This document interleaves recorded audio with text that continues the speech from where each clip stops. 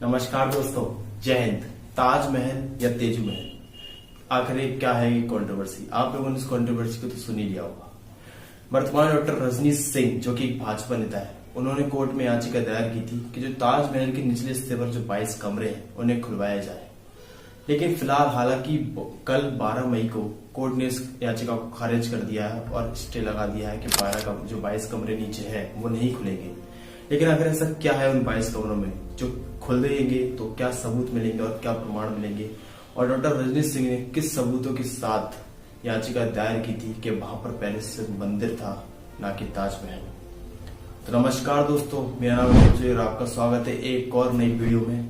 तो चलिए चलते हैं। दोस्तों, आप लोगों को भी पता है कि कोई भी कोर्ट याचिका ऐसे ही दायर नहीं करती है, उसके साथ कुछ सबूत देने पड़ते हैं।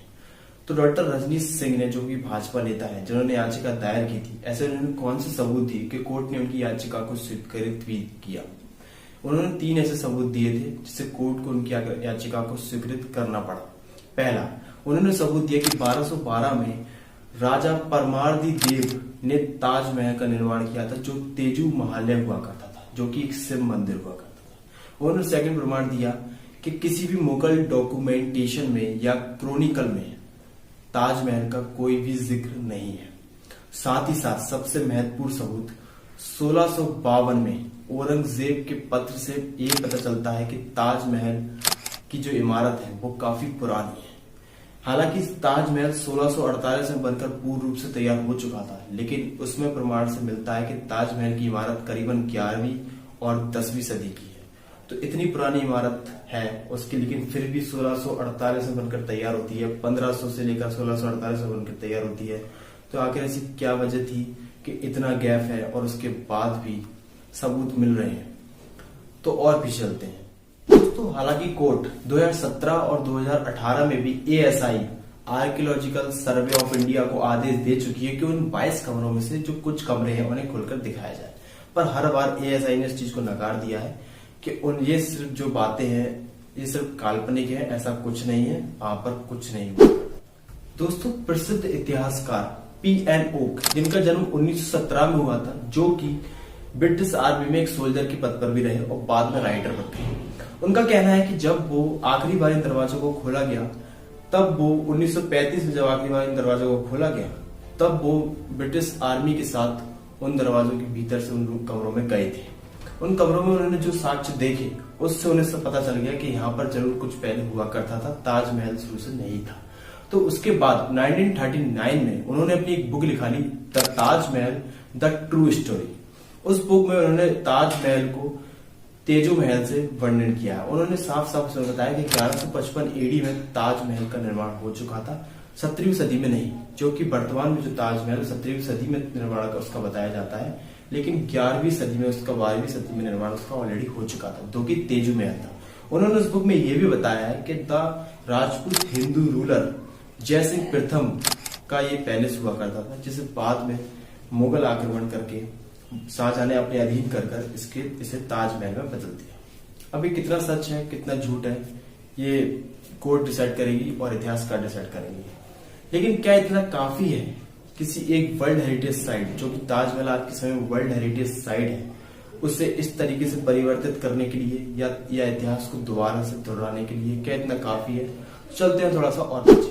दोस्तों, आपको पता होगा कि जो पहले राजा हुआ करते थे वो अपने साथ इतिहासकार लेकर चलते थे, जिससे आगे आने वाली पीढ़ियों को पता चलता जाए कि इतिहास में पीछे क्या हुआ। आपको भी पता होगा कि इतिहासकार जो चीजें होती हैं उनको कैसे, अपन को आज भी इतना पुराना इतिहास कैसे पता है।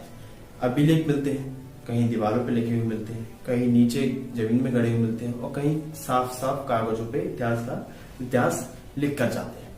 तो ऐसे ही हिंदुस्तान के सारे राजा इतिहास अपना कहीं ना कहीं लिख कर जाते थे, इतिहास का लेकर जाते थे।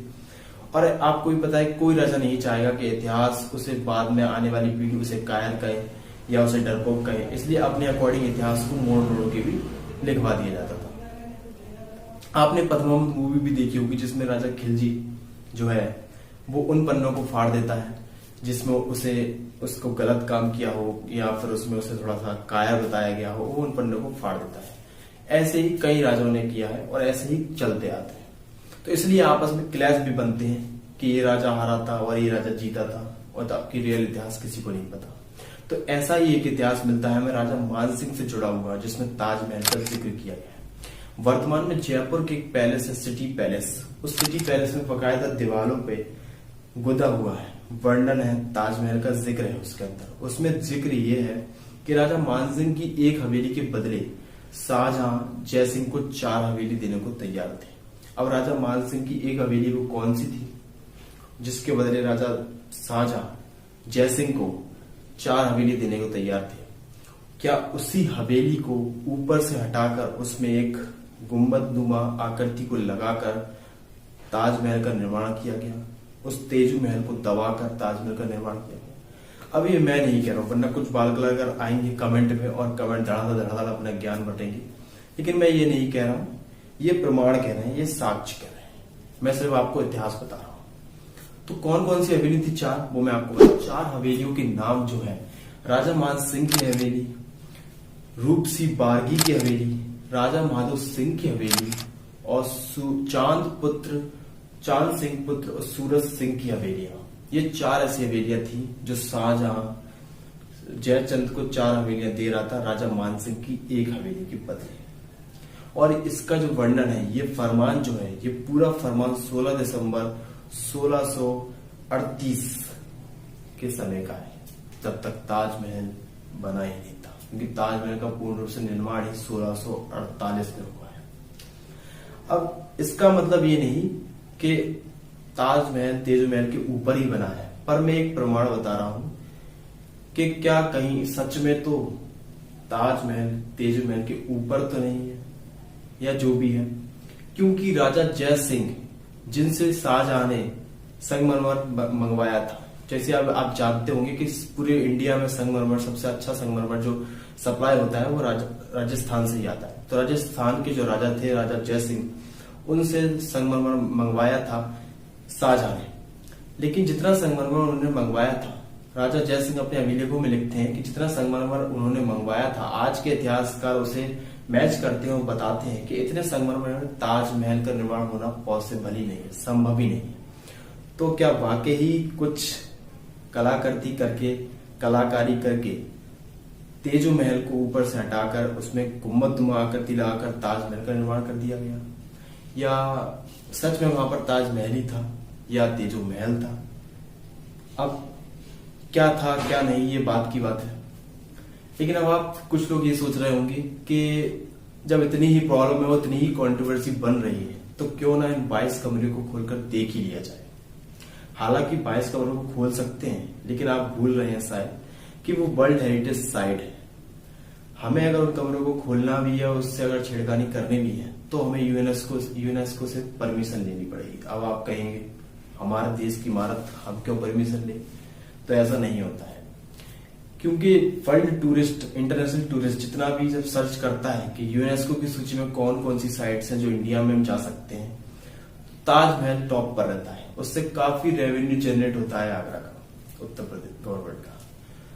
तो ये थोड़ा परमिशन लेना पड़ेगी, लेकिन लीजिए, परमिशन लीजिए। और मेरा तो ये मानना है कि अगर मैं अपना ओपिनियन दे रहा हूँ पर्सनल, कि अगर इतनी आवाज उठी रही है कि इसे खोल लिया जाए, तो कोर्ट को बोल देना चाहिए कि खोल लीजिए, क्योंकि जो है साफ दिख जाएगा। अगर उसमें कुछ ऐसा है जो कॉन्ट्रोवर्शियल है तो वो भी दिख जाएगा, और अगर उसमें ऐसा नहीं है तो जो बार बार याचिका दायर हो रही है वो भी होना बंद हो जाएंगी। सिंपल सी बात। तो ये था मेरा आज का वीडियो, और ये मेरा किसी भी विशेष चीज के लिए टिप्पणी नहीं की मैंने जो इतिहास था वो मैंने बता दिया आप लोगों को, और जो न्यूज थी मैंने वो भी बता दी। अब आप लोगों का ऊपर है कि आप उसको किस तरीके से लेते हैं। तो ठीक है दोस्तों, और आप सब्सक्राइब करिए, चलो आप सब्सक्राइब नहीं कर रहे तो लाइक करिए, सब्सक्राइब करिए और शेयर करिए। मिलते हैं अगली वीडियो में। जय हिंद।